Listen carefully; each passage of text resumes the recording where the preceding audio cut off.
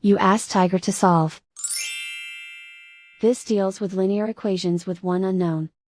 The final result is z equals 8. Let's solve it step by step. Group all constants on the right side of the equation. Add 7 to both sides. Simplify the arithmetic.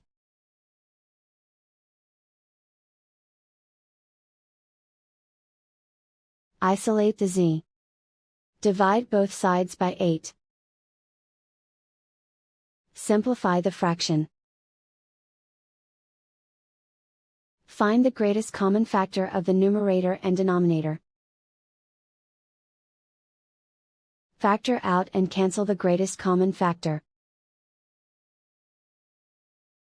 And so the final result is z equals 8.